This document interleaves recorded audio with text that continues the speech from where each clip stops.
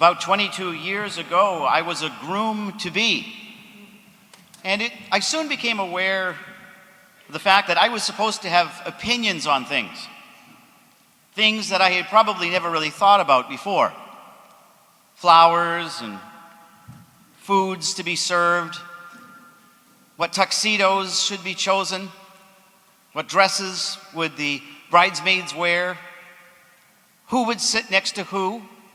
Of course, you have to be very careful with that because sometimes that can lead to like a little bit of a fight, I suppose you would say, if you put the wrong family members next to each other. So you have to be attentive to these things. Of course, you have to make that very important decision about whether or not to have 12 children sitting alone at a table during a wedding. And what could really go wrong with that? That's another homily. So I decided that I would choose the things that I thought played to my strengths. And that was food and flowers. Now, I assumed there was very little that I could mess up with regard to these areas, as I had fancied myself to be sort of a layman florist or a journeyman florist, all depending on what day it was. I was supremely confident that I could get this job done, that I would be able to be of real use in these areas of the wedding planning. Now, I believe that things began their downward trajectory. When meeting with the florist, I mentioned the word dandelions. Now, in my mind, bouquets of dandelions mixed with beautiful spring flowers would look very nice. And I was fashion forward, cutting edge, chic. I had a vision of what these beautiful bouquets would look like on the tables, in the hands of the bridesmaids. And I had a lot of experience with dandelions. I had picked more dandelions in my life than I could count. I even consumed a couple of them. So it was fair to say that I knew what I was talking about. But the expression on my beautiful bride-to-be's face and that of the florist was a mixture of between, I think, disbelief and perhaps utter confusion.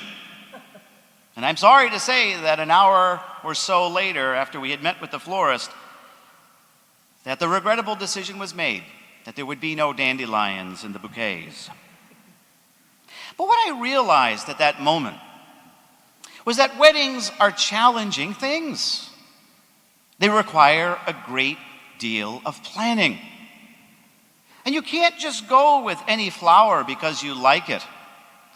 You can't go with just any meal. There are things to consider. Allergies and tastes that need to be accounted for in order to make this day as special and as beautiful as it should be, to celebrate the beginning of this wonderful, wonderful marriage. It reminds me that the wedding stands in some ways for our lives, doesn't it? There's a lot of planning that goes into our daily lives. We need to be at this place at this certain time, and we need to remember what snacks are available to go to school and which ones are not, whether or not you're sitting at the peanut-free table or you're sitting elsewhere. There's a lot of planning that goes into our daily lives. And I think the sad thing is that whether we are preparing for the beautiful experience of a wedding or just the very challenges that face us day by day, the sad thing is that sometimes we get so caught up in the plans of life that we forget to welcome God into those plans. Or we forget to look for Him, to see Him as He arrives unexpectedly in the many challenges and joys that we face in life. So I suppose if there was one message that would come from our scriptures today, it would be this: don't miss the wedding feast. Now, the gospel gives us a wonderful example of a wedding feast. It's a unique affair. Some might call it strange. The feast has begun, but the groom is not there.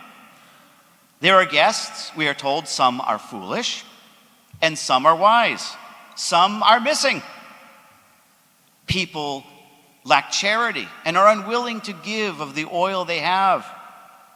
Other people are running about to the store for that last-minute item that they needed, that somebody was supposed to buy, but they forgot about. Guests arrive late. They can't get into the wedding feast. I think it's fair to say that the picture Jesus paints in Matthew's gospel is a bit chaotic, filled with the challenges that are natural to any great celebration, but certainly to that of a wedding. So we must ask ourselves, what is Jesus saying in this parable?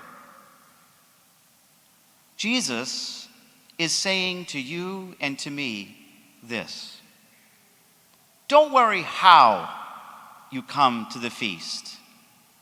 Simply come. Just come. Whether your lamp burns brightly with the oil of faith and strength and surety, or if your lamp is just barely able to hold the dullest of lights, but it's still burning, but almost going out. Come as you are, just as you are. That is what Jesus asks in this parable. To put away all of the craziness and not to miss the feast of heaven and earth. Our lives are filled with so many challenges, but with those challenges come the great opportunity of welcoming God into our lives and allowing Him to join in our joy, to join in our sorrow, and to be our strength when we need it. At times we all get caught up in the details of life, and we might miss God arriving. We fail to see that God accepts us for who we are, just as we are. And all He asks of us is to come to the feast that He has prepared for us. Life can be busy, we know that. It can be painful, it can be joy-filled, it can be stressful. But as long as we remember that Jesus invites us to come and to be with Him, to join the great feast, and that we are acceptable to Him just as we are, then we see the wonderful love of our God. Our lamps might not burn brightly. We might just barely be holding on in our faith. And that's okay. Because God will provide for what we lack as long as we seek Him and know that all are welcome in this place. All are welcome in this place.